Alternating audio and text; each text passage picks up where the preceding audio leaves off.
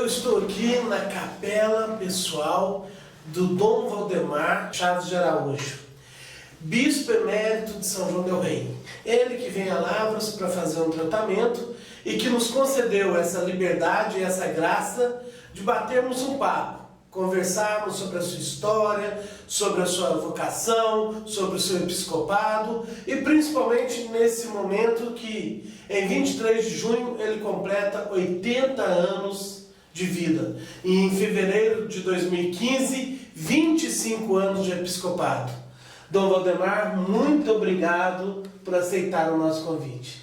De nada, eu é que agradeço essa oportunidade da visita de vocês e ao mesmo tempo essa oportunidade de falar alguma coisa da minha vida humana e da minha vida sacerdotal e episcopal. Um dos trabalhos mais efetivos do senhor como bispo foi com relação à família. O senhor assumiu comissões na CNBB, fez um trabalho excelente com a ECC. Como era a família que o senhor tinha e como foi a sua infância? Que boa pergunta, porque assim eu faço uma recordação. É evidente que a minha vocação surgiu dentro de uma conferência vicentina. Eu era coroinha da Igreja Matriz de Bom Despacho, da primeira paróquia, né? E nessa paróquia eu servi a igreja paroquial como coroinha, vestindo ainda a batina vermelha, a sobrepeliz branca, e naquele entusiasmo de estar servindo no altar, ajudando as celebrações dos sacramentos, de modo especial a celebração da missa. E ali o meu pai me fez um convite.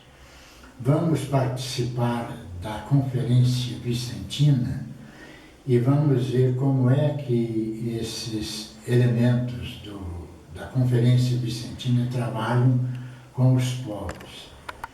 Então, eu acompanhei. Eu costumo até dizer que ele me tomou pela mão e me levou para a Conferência Vicentina a fim de ver um trabalho e eu acabei participando da conferência como membro da Conferência Vicentina em Bom Despacho e gostei daquela oportunidade quando eu tinha 12 para 13 anos de idade e participando da Conferência Vicentina eu fiquei pensando, quem sabe eu posso ser padre.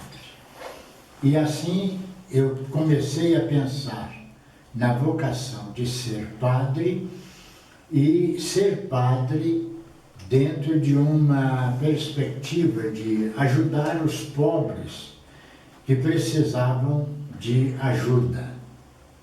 E a ajuda que eu pensava era material, mas depois eu fui descobrindo nas reuniões que tinha uma espiritualidade. A Conferência Vicentina tem a leitura do Evangelho, tem a mensagem, tem a prestação de contas, tem os bilhetes, tem a visitação dos pobres.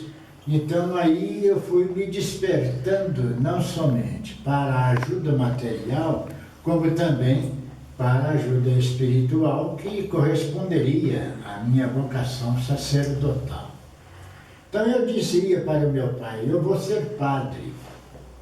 E ele dizia, eu convidei você para ser vicentino, para você ajudar os pobres como leigo, não foi como padre. Eu disse para ele, mas eu quero ser padre, mas eu não estou aprovando essa ideia porque eu acredito que a sua vocação não nasce assim. E eu dizia para ele, eu não quero ser padre. E contei para a minha mãe. A minha mãe falou, então eu vou rezar para você, para você ser padre. E assim a sua vocação vai ter a ajuda do seu pai pela Conferência Vicentina e a minha ajuda pela oração. E eu continuei o trabalho de coroinha e participando da Conferência Vicentina. Eu disse para ele, pessoal, o padre disse que eu posso ir para o seminário, porque eu já terminei a escola primária e já fiz também o curso de admissão, que era chamado a preparação para o curso ginasial. Então, fui para o seminário para começar o curso ginasial. E com que idade o senhor entrou no seminário? Com 14 anos incompleto. Eu completei 14 anos no seminário, naquele ano de 1949. Eu entrei para o seminário e completando a idade de 14 anos. Então, na verdade, então, Valdemar, só cortando um pouquinho, a igreja vai ter uma grande transformação em 1960 com o Concílio Vaticano II. E em 70, no Concílio de Puebla, Conferência de Puebla, a opção preferencial pelos pobres.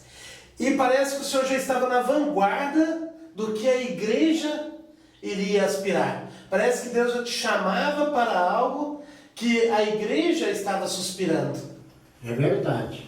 Inclusive, a gente já ficava com aquela indagação durante o tempo do curso de filosofia e o início de teologia, a gente já ficava com aquela indagação. O que é que o Concílio Vaticano II vai estudar e vai programar, porque nós estamos estudando e nos formando dentro desse espírito do Concílio Vaticano II. Então era muita pergunta e às vezes os padres, os nossos professores falavam, vocês estão querendo andar na frente.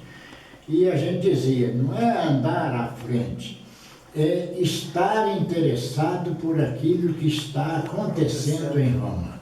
Os bispos estão se reunindo, eles estão discutindo, eles estão lendo, eles estão sugestionando e a gente precisa saber o que anda por aí.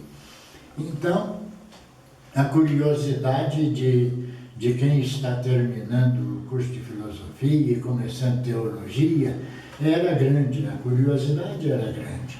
E isso ajudou muita gente a focalizar a vocação dentro desse espírito do Concílio Vaticano II, que estava acontecendo com o enriquecimento de sugestões, como você bem lembrou, Puebla e outras reuniões do Colégio dos Bispos, sobretudo os bispos da América Latina, que eram olhados, como ainda somos olhados hoje, né, no mundo todo, como bispos que estão mais abertos às reformas que acontecem e que deverão acontecer para o enriquecimento do anúncio do Evangelho. Porque anunciar o Evangelho, participando de uma atividade humana e, sobretudo, participando dos projetos do Concílio Vaticano II, era o ideal e nós vivemos isso no momento em que eu fui ordenado padre. Então, aí 1962, data da ordenação do padre Valdemar, e aí a igreja passando por uma revolução. Como era nesse momento ser sacerdote na igreja? Era um desafio e, ao mesmo tempo, era uma espécie de aventura.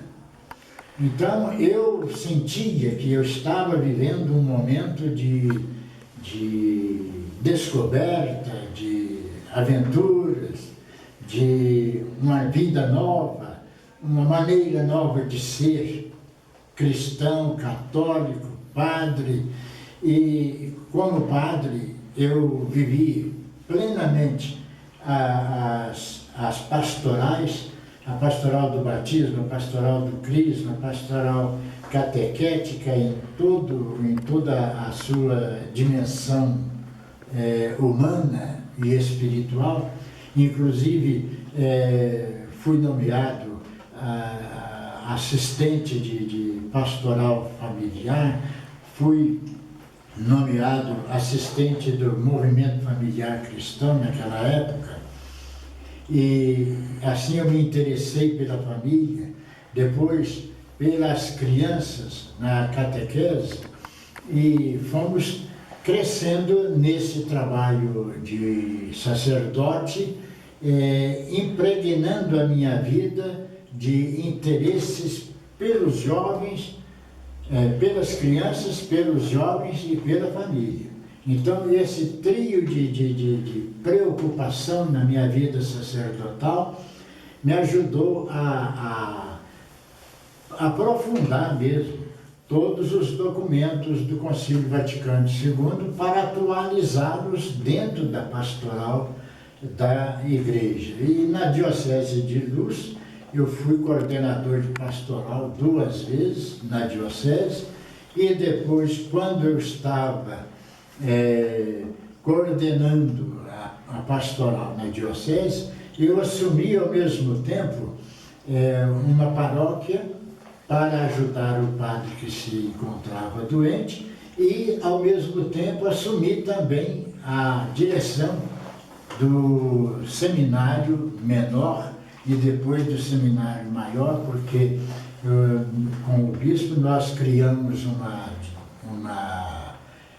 faculdade para dar qualificação profissional aos professores de 10 cidades que viviam naquele afã de crescer na pedagogia, de crescer na história, de crescer na educação de juventude. Então, as escolas estavam sedentas disso, e a gente então entrou de coração e de alma para ajudar os professores a se qualificarem, e criamos uma faculdade, e eu fui o primeiro diretor, e depois segundo, depois continuei sendo diretor, até ser nomeado bispo em 1989 eu fui nomeado bispo. Nomeado, isso. E em 90 eu fui ordenado bispo no dia 3 de fevereiro de 1990. Mas aí, o Vaticano II trouxe muitas mudanças teológicas, divisões da Igreja, mas a grande mudança que nós leigos sentimos estava nos ritos litúrgicos, na celebração litúrgica, né? Isso tem a ver com a sua especialização em liturgia pastoral na Bélgica? Foi aí que o senhor decidiu aprofundar essa temática dentro da Igreja? É verdade. Foi aí que me interessei por participar de escritos, de sugestões, de artigos, e até mesmo escrevi várias páginas como ensaios de livros sobre liturgia do Vaticano II. Então, aí eu fiz um concurso, passei e fui cursar liturgia pastoral, e chegando lá na Bélgica, eu notei que o curso estava muito fraco para mim. Quer dizer, eu queria mais. Então, nesse sentido, eu fiz psicologia pastoral e sociologia também, para aumentar a minha sede de conhecimento e de atualização de todos os documentos do Concílio Vaticano II. Nossa, isso abriu a visão do senhor? Abriu toda a visão no ano de 1965, 66 e 67. Em 67, no final do ano, eu voltei para o Brasil, já estava iniciando o doutorado de Sociologia em Bonn, na Alemanha, onde eu ganhei também uma bolsa, mas o bispo me convidou para voltar, porque estava necessitando de uma ajuda mais próxima dele, porque alguns padres pediram licença para sair, para casar, então obtiveram licença para o casamento e deixaram o sacerdócio, mas, ao mesmo tempo, nós conseguimos também voltar alguns para o exercício laicato de pastoral. Então, vários padres vieram para nos ajudar em liturgia, em catequese, em assistência a certas pastorais, como a pastoral familiar, a pastoral da juventude. Então, foi um momento difícil para nós que éramos padres jovens, né? Eu tinha apenas 6 anos de padre, 8 anos, 10 anos, e tive que conviver nessa circunstância de transformações e, ao mesmo tempo, de assistência e ajuda a esses padres, para que eles pudessem voltar e trabalhar nas pastorais da diocese. Mas a semente da vocação do senhor, como o senhor disse, estava ali naquele trabalho dos vicentinos com os pobres. Até que ponto depois, como sacerdote, a teologia da libertação chegou a motivá-lo? Ou o senhor já via com uma certa desconfiança? Como você via esse trabalho, esse engajamento da igreja nas áreas sociais? De fato, ali, mesmo no âmbito da liturgia e da teologia, né,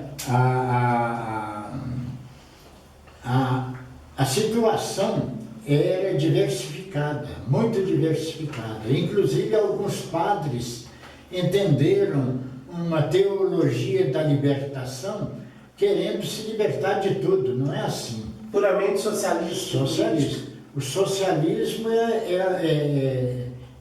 é bom quando ele serve à teologia. Mas o teologismo também perturba o crescimento espiritual de quem tem esse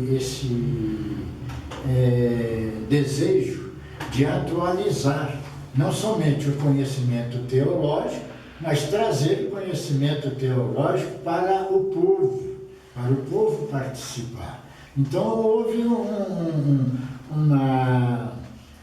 avanço muito grande, que foi benéfico, mas também, ao mesmo tempo, criou certas divisões e até verdadeiras revoltas de alguns padres que deixaram o sacerdócio porque estavam entendendo a teologia da libertação de uma maneira errada. Porque a teologia da libertação sempre existiu. Sim. Porque Jesus Cristo é o maior teólogo da libertação. Ele veio para libertar. Em todos os âmbitos, né? Ele veio para libertar, então todos os sacramentos tinham que ser atualizados, tinham que ser enriquecidos pelo conhecimento humano, pela ciência laica também. Não é só a ciência teológica, né? A ciência filosófica, ela tinha que crescer também ao lado da teologia. Então, alguns deixavam certas teorias para abraçar outras teorias, mas sem aquela espiritualidade própria da teologia. Então, a teologia da libertação ficou um pouco prejudicada dentro desse sentido, de alguns padres, até muito intelectuais, mas ligando somente o lado intelectual, sem a espiritualidade, aí perde o sentido da própria teologia da libertação. O Papa Leão XIII, no final do século XX, no final do século XIX, nesse século XX, ele vai consagrar o século XX ao Espírito Santo. E aí nós tivemos Primeira Guerra Mundial, Segunda Guerra Mundial, formação do comunismo na Rússia, o ateísmo que se propagou, mas nós tivemos, por outro lado também, papas extremamente importantes. Né? E o senhor deve lembrar muito bem qual a figura, a imagem que o senhor tem, por exemplo, do João 23, o Papa Sorriso, o patrono de Veneza, aquele velhinho que modificou a Igreja com o Vaticano II.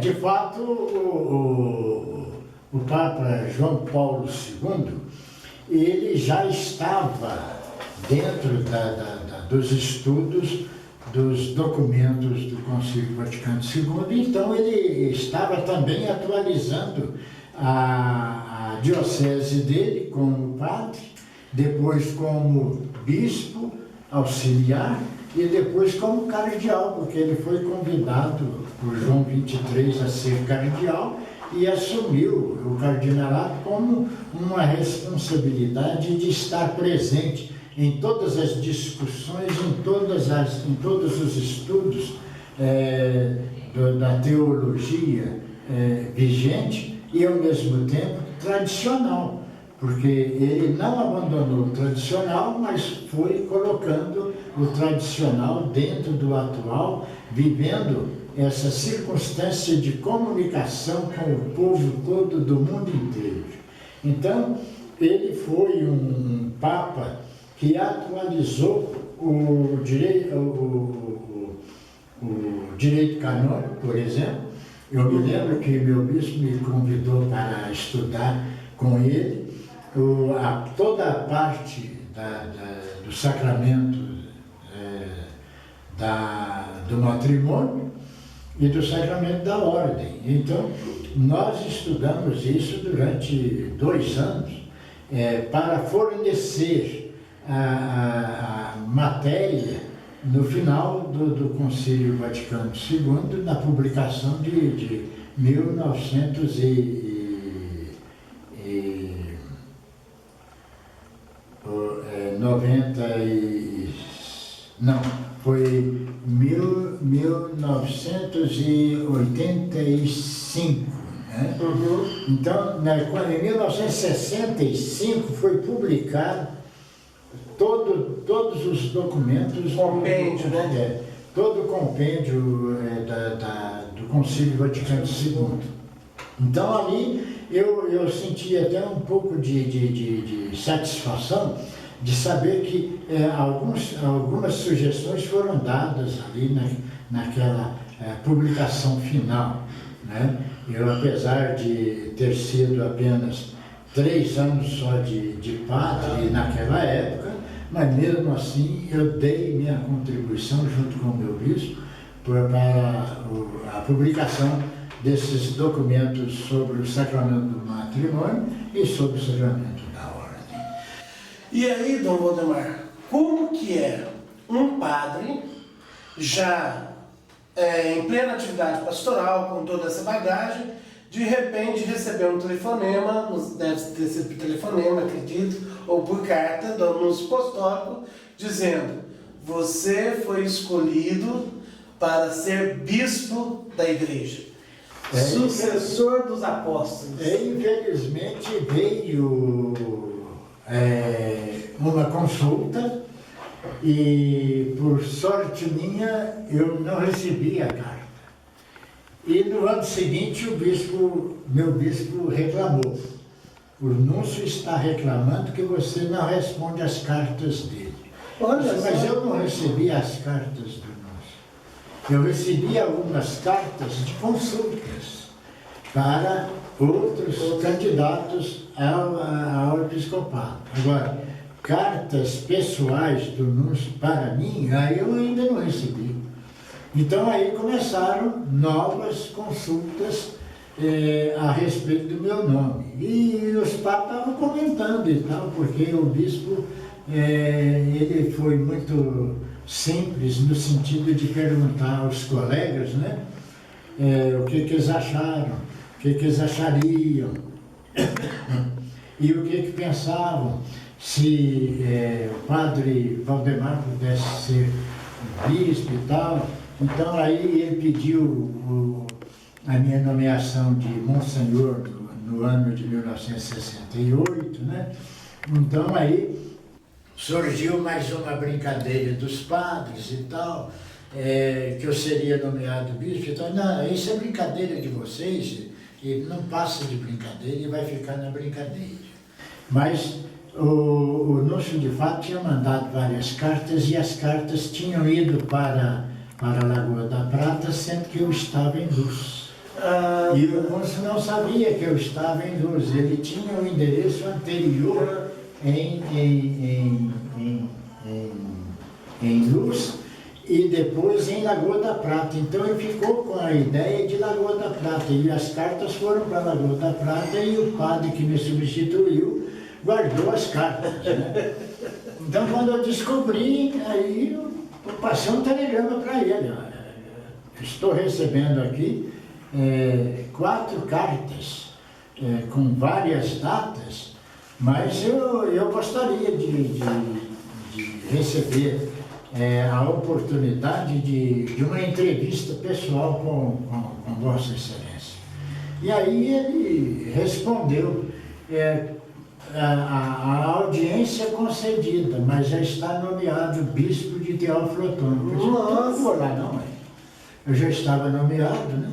E a emoção? Aí é muito grande. Então eu voltei à Luz e fiquei vários dias assim meio assombrado, né? Porque eu nunca pensei assim, não. Eu pensei em ser padre sempre e já tinha recebido o título de Monsenhor como uma homenagem. Então acabou, né?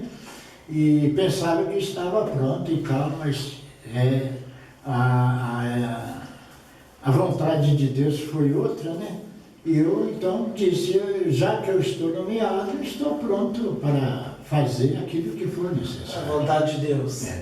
E é justamente a vontade de Deus que é o lema da sua ordenação episcopal. Justamente, quando eu tomei essa consciência e o Núncio resolveu publicar, então aí eu fiz uma meditação e depois pedi ao bispo licença de 15 dias para eu fazer um retiro.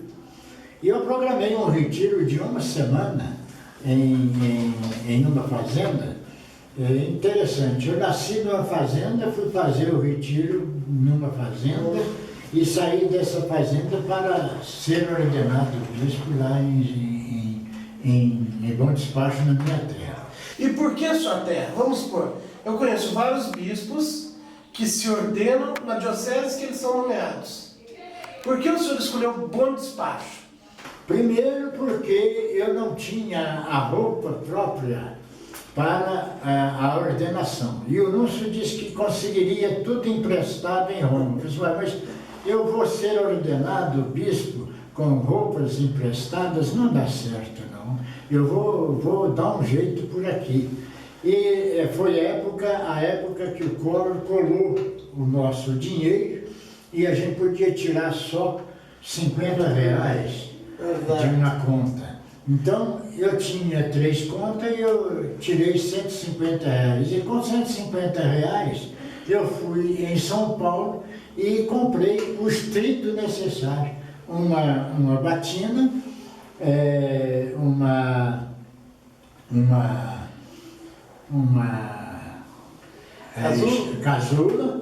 uma casula, e ganhei o báculo e a mitra, e também eu comprei algumas pecinhas que eram necessárias na ordenação. E aí eu fui ordenado com o quadro mínimo. Inclusive o Núncio criticou de mim que eu estava com um crucifixo de lata. Ele perguntou se era prata, eu falei, não, é lata mesmo, é um latão. Então ele falou assim, não, eu trouxe do Santo Padre uma cruz peitoral para o senhor, para a sua ordenação. O Papa queria ordená-lo, mas o senhor resolveu ficar, Eu resolvi ficar porque primeiro eu não tinha dinheiro. E eu fui sair pedindo dinheiro emprestado para poder ir em Roma ser ordenado. Eu acho que seria muito feio para mim. Então eu aceitei ser bispo e fiz o retiro de uma semana, pensando justamente numa passagem do Ato dos Apóstolos, em que São Pedro, São João e São Tiago subiram ao templo para poder rezar, e eles encontraram um doente lá e curaram o doente, e a autoridade queria prendê-los, então eles disseram para eles: não, importa obedecer a Deus do que aos homens. Então aí eu escolhi justamente essa frase em latim: oportet obedire Deo. Importa obedecer a Deus, acima de tudo. Atos capítulo 5, versículo 29. Dom Valdemar, olha que interessante então, amarrando um pouco a história. Uma vocação surgida com os vicentinos. Um homem que pegou o período da teologia da libertação, da preferência da igreja, fazendo uma opção preferencial pelos pobres. Um bispo que se torna sagrado bispo sem ter no mínimo o necessário para se ordenar. E que vai para uma diocese extremamente pobre. Não pode ser uma coincidência. Tem que ser uma missão. E foi uma missão. Inclusive, missão que eu guardo na lembrança a gratidão de muita gente lá que ainda me visita, liga, reza e tal, até os índios. Os índios, por exemplo, saíram de Machacaliz, lá no extremo da diocese de Teófilo Otoni, na divisa da Bahia, e vieram aqui em São João del Rei, gastaram um mês para chegar aqui e para me fazer uma visita e dizer que eu tinha que voltar. Então eu disse para eles: olha, eu estou obedecendo. Eu fui convidado e disse que estou pronto para obedecer, e de lá o núncio comunicou com o Papa, e o Papa me mandou para São João del Rei, porque o bispo estava doente, inclusive estava até morando aqui em Lavras, né, quando eu fui nomeado para São João del Rei e enviado também. Então, me perguntaram se eu conhecia, eu disse: não, eu conheço porque eu passei por lá uma semana e fui qualificado lá na faculdade com o diploma que eu já tinha conseguido tudo. O reitor então falou: não, você pode ser professor, o que você está fazendo aqui? Vai embora, eu mando o diploma para o senhor. E pronto. Ele pediu lá em Paris e em Bruges as minhas notas, e então ele comparou as minhas notas e disse: não, você tem muito mais do que o que você está recebendo aqui, ué. Então você pode ir embora e ficar tranquilo que eu vou mandar o diploma. Mas na sua primeira diocese, Teófilo Otoni, já ficou 6 anos. 6 anos. Nomeado bispo de São João del Rei. Qual é o primeiro impacto? Quais as primeiras dificuldades que o Dom Valdemar encontra para dinamizar a pastoral aqui na diocese? Olha, o primeiro impacto foi muito,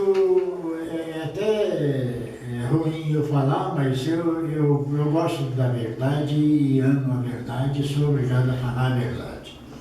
Quando eu cheguei em São João del Rei, eu não quis vir conhecer.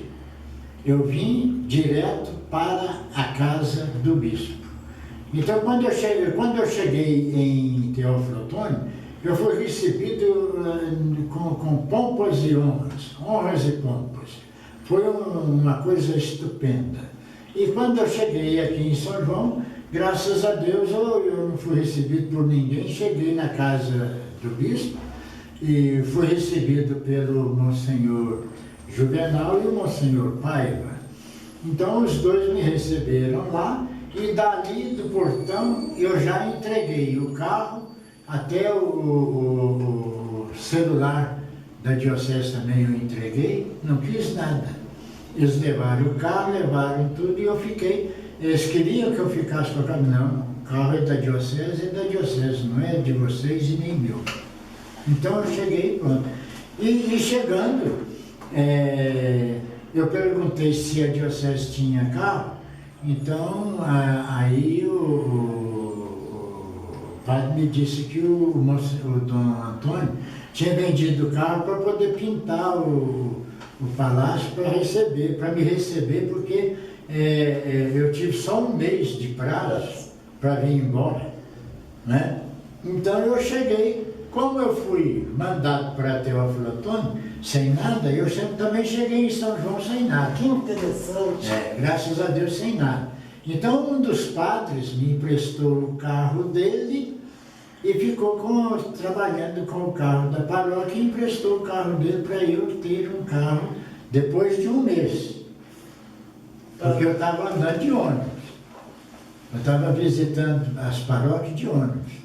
Eles me perguntaram como é que o senhor vai trabalhar.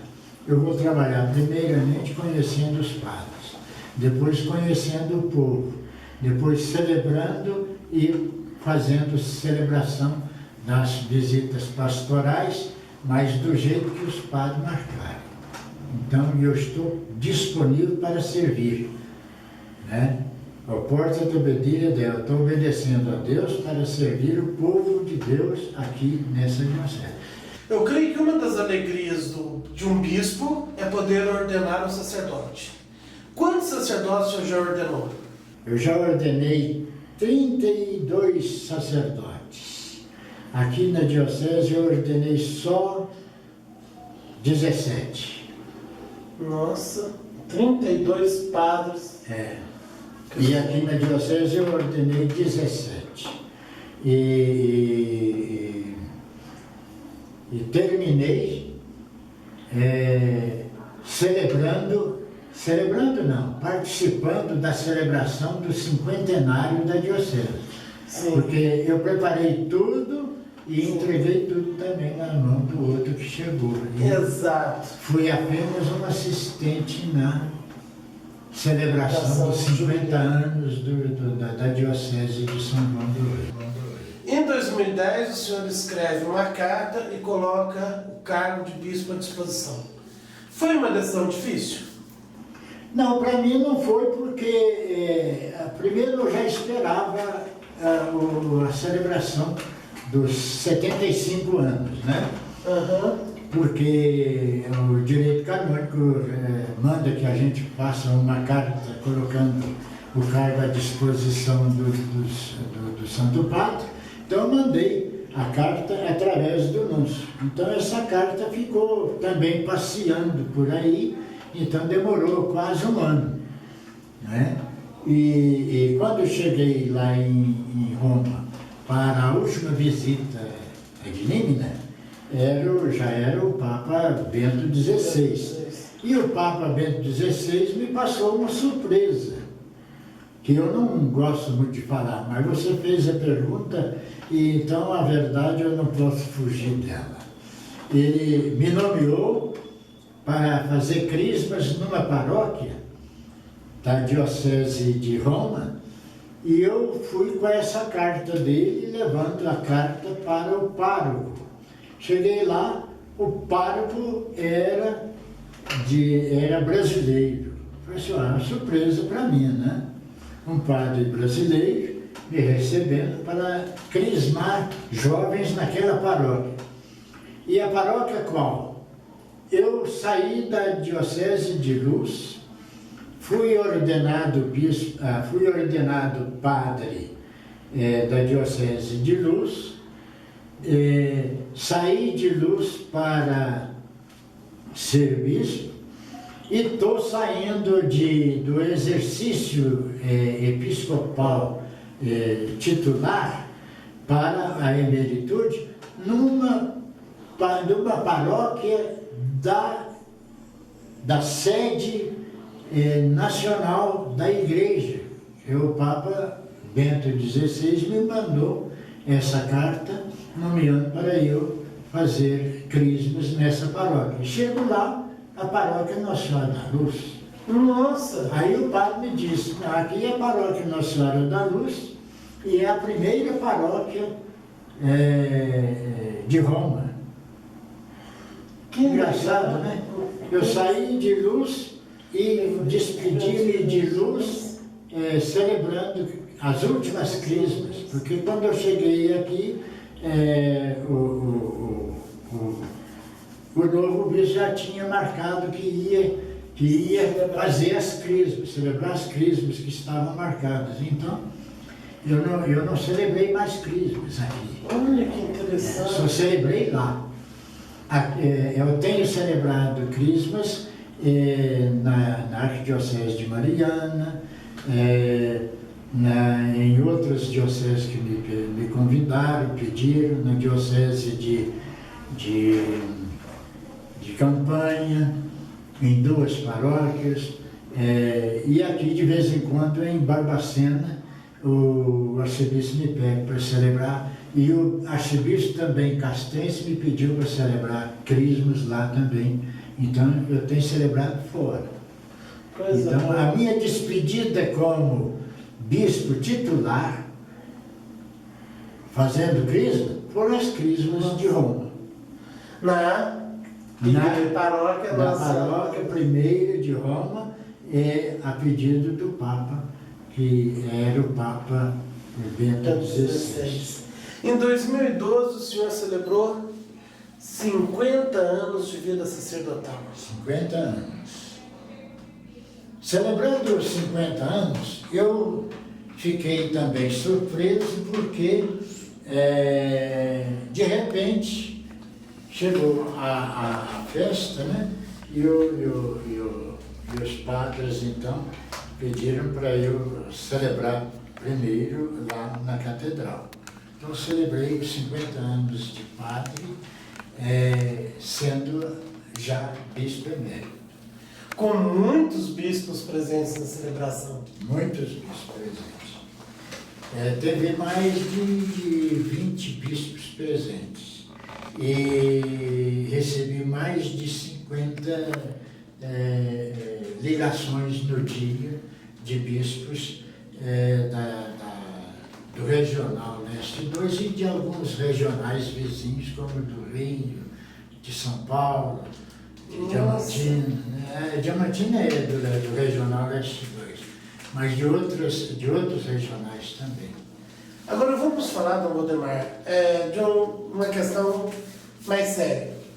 No ano passado, 2013, o senhor descobre que está com leucemia. Como é tratar de uma doença tão agressiva, tão forte como o câncer? Olha, eu não sabia nem o que eu estava sofrendo. Eu apenas pensei que estava chegando o fim da minha vida. Tanto assim que eu cumpri a programação do dia. Foi num sábado, eu tive uma missa numa capela, depois fui...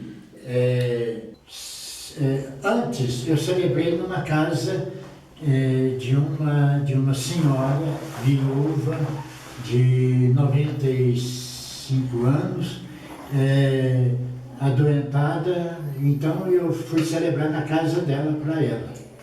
Celebrei a missa e até almocei com ela e depois eu fui para casa preparar para a missa que eu ia celebrar numa capela da paróquia onde eu moro, né? Eu estou vivendo atualmente com a minha sobrinha na paróquia de Nossa Senhora da Conceição e de São João. Então aí eu aceitei o compromisso do padre para celebrar na capela. E fui celebrar na capela.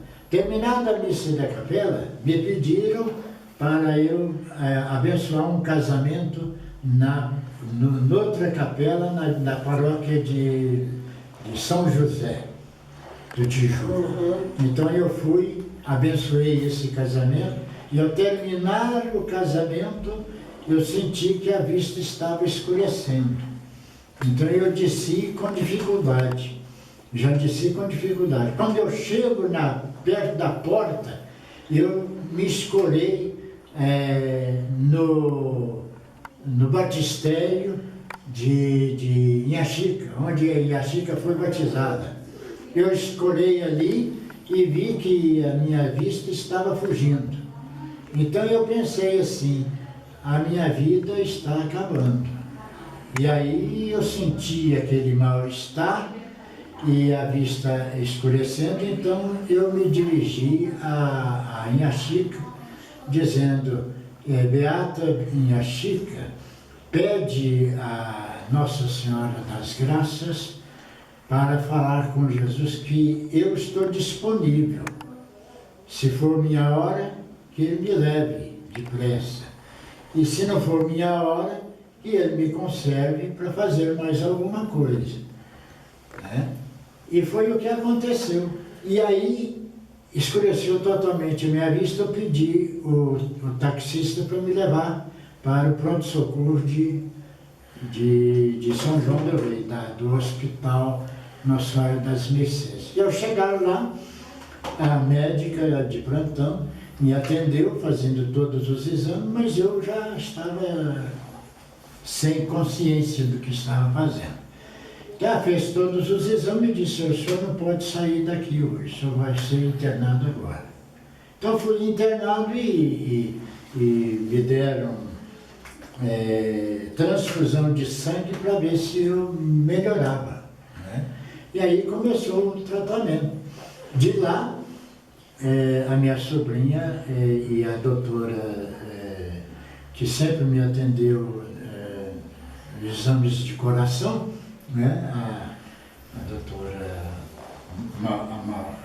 Maurília e a minha sobrinha falaram, não, nós vamos levá-lo para Lavras. Aí me contaram que aqui em Lavras tinha um médico hematologista, então eu vim parar aqui na Santa Casa. E quando eu cheguei aqui na Santa Casa, já estava tudo pronto. E eu vou entrando e eu vi várias pessoas, amigas, um num canto, outro no outro, mas tudo chorando. Eu falei assim, meu Deus, será que eu estou morrendo mesmo? Né? E tal, e fui atendido ali, tomei mais transfusão de sangue e transfusão de plaqueta e tal. Fiquei aqui uns 4 dias, e aí o médico diagnosticou que era uma leucemia, uma leucemia, mas que eu não tivesse medo não, que é leucemia de criança. Eu falei assim, então eu vou virar criança de novo. Né? E aí me mandaram para Belo Horizonte. Começou aí o meu calvário. Imagina, porque o tratamento é dificílimo. Então, a gente cai totalmente, né? Perde as forças, perde os cabelos. Agora que eu estou nascendo os novos cabelos, né? E agora também que eu estou caminhando. Então eu pedi para fazer a última parcela do tratamento aqui em Lavras, porque o médico aqui começou, então ele está acabando. Uhum. Ele que diagnosticou e me mandou para a hematológica de Belo Horizonte, onde eu fiquei, na realidade eu fiquei 6 meses, né? 6 meses. E de lá eu volto para cá para terminar a última etapa do tratamento. E a recuperação está acontecendo a bom termo. Né? Os médicos estão admirados e eu mais admirado ainda, então eu agradeço a graça que eu estou obtendo de Nossa Senhora, intercessão de Nossa Senhora e de Inhaxica, e o milagre de Jesus Cristo, sumo e eterno sacerdote, está me mantendo, porque é sinal que Ele quer ainda algum trabalho meu de padre e de bispo. Que o sofrimento seja uma santificação para nós que convivemos com o Senhor. Obrigado. Agora, Dom Valdemar, última pergunta. O senhor foi ordenado bispo com uma cruz de lata, né? Sem ter dinheiro para comprar uma cruz de prata. E hoje o senhor tem no peito uma cruz que é uma relíquia de um santo, doada por João Paulo II. É uma bênção de Deus, né? João Paulo II, eu posso dizer com tranquilidade que eu conheci de perto, almocei com ele algumas vezes, tomei café algumas vezes com ele, e ele me deu 3 cruzes em 3 visitas ad limina. Visitas, como são chamadas visitas ad limina, de 5 em 5 anos, para a gente contar histórias das pastorais que a gente trabalhou durante 5 anos lá em Teófilo Otoni. Lá eu fiquei só 6 anos e aqui 14 anos, praticamente 15, porque o 14 anos eu celebrei mais uma visita de limina. Então, eu, nas 3 visitas que nós tivemos com João Paulo II, que foram 3 visitas que nós tivemos, logo que eu cheguei para a diocese eu fiz uma visita, depois 5 anos depois, e depois aqui, 5 anos, eu fui de novo com ele ainda. Então o Papa João Paulo II, na realidade, foi muito íntimo para mim. E eu acabei sendo íntimo para ele, porque em todas as visitas pastorais, os bispos pediam que eu cantasse para o Papa. E eu, na última vez que nós tivemos a visita com o Papa, a penúltima, aliás, foi a penúltima, eu já estava muito doente, já segurando a cabeça, assim, de lado, e eu fiz os bispos, então, cantar para ele algumas canções, em italiano, em latim e em português. E aí os bispos me pediram para cantar uma canção que eu gosto sempre de cantar: Tu és, Senhor, le lot de mon cœur. Tu és, Senhor, o selo do meu coração. Sempre cantei essa canção e está até gravada também. E a Ave Maria, que eu fiz a composição, que de vez em quando eu cantei aqui, cantei em várias paróquias e cantei muitas vezes em São João del Rei, e até está gravado também essa Ave Maria. Então, quando eu terminei de cantar, todo mundo bateu palma e tal, e eu fiz os bispos cantar também para o Papa, né? E os bispos cantaram comigo para o Papa o Peixe Vivo. E o Papa gostou muito, bateu palma e tal, então eu fui lá agradecer a ele, né? Pedir a bênção. E ele olhou, viu que já tinha me dado a cruz peitoral, então tirou o solidão e me deu de presente. Aí alguns cardeais brincaram, né, comigo. Ele nunca fez isso conosco, não, porque não foi com a cara de vocês.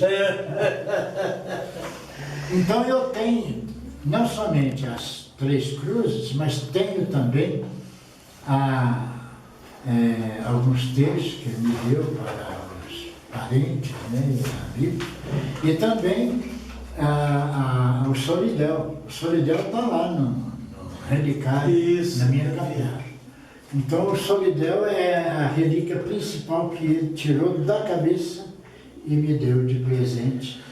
Como se diz, não tenho mais nada para dar, então eu dou o solidel. Nossa, fantástico. Agora, o senhor começa a vocação em família, trabalha com família, e hoje o senhor mora com a sua sobrinha Márcia, com a sua irmã Isabel, e com o marido da sua sobrinha Juan e o filho Rafael. A família tem sido importante? Como o senhor avalia essa participação da família nesse seu momento de recuperação de saúde? É muito importante. A família, quando sofre com a gente, porque eu noto que eu fiz sofrer demais, todos eles. Mas de maneira especial, a Marcinha e a minha irmã, o Rafa também de vez em quando chora e tal, mas a gente sente que o apoio da família, a presença da família, a ajuda da família ajuda a gente a vencer com mais coragem, né? Quando a gente sabe que eles estão presentes, rezando também, e a oração de todos os diocesanos, não somente da Diocese de Origens, Luz, como da Diocese de Teófilo Otoni e a Diocese de São João. Então, vocês têm me ajudado demais.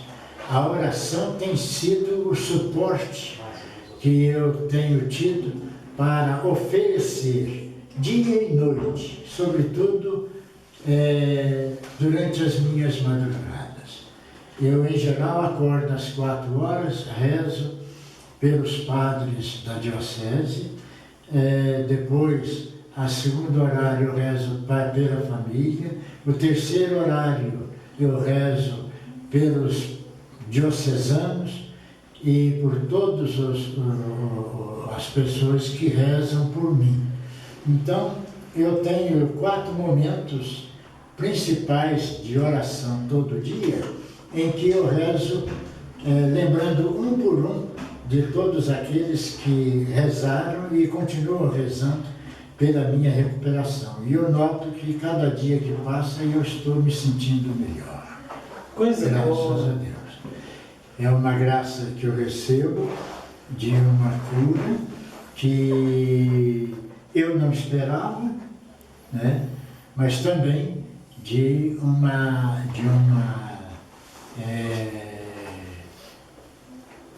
caridade global, né? Dos meus diocesanos, dos meus padres, dos padres que eu ordenei, dos padres que eu orientei, dirigi e ajudei, não somente como padre na Diocese de Luz, como bispo na Diocese de Teófilo Otoni e como bispo na Diocese de São João del Rei. Então, são 14 anos em São João del Rei, ativos, né? Foi onde eu mais trabalhei. Então, a gente tem mais padres ordenados aqui e mais pessoas crismadas e que a gente orientou. Às vezes a gente anda pela rua ou chega na Santa Casa ou no hospital, uma enfermeira ou outra chega, o senhor é que me crismou, o senhor é que fez a minha crisma e tal. Então todos lembram e às vezes eu tive muito fraco, tão fraco que eu tinha medo de me olhar no espelho. Que eu pensava assim, é um cadáver.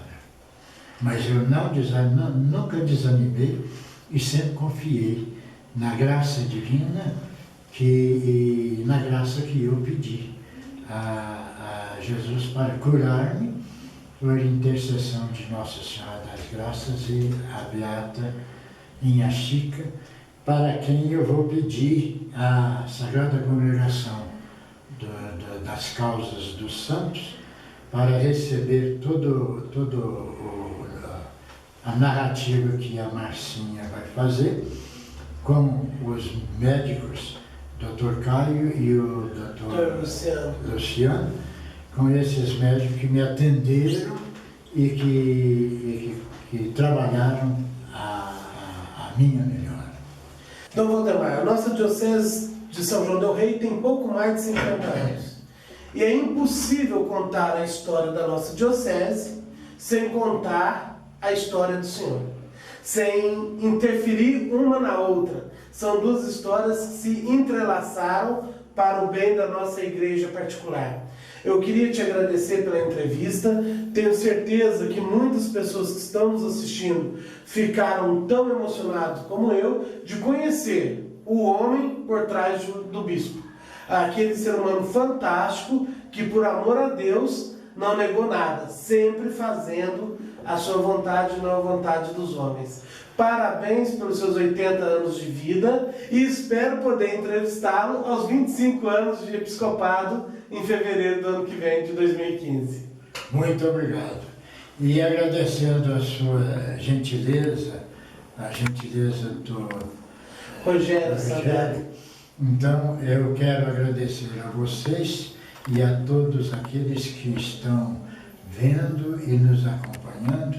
Eu quero agradecer pedindo a Deus e a Nossa Senhora do Pilar, que é a padroeira da Diocese, para abençoar a todos, trazendo paz e saúde para todas as famílias. Em nome do Pai, e do Filho, e do Espírito Santo. Amém.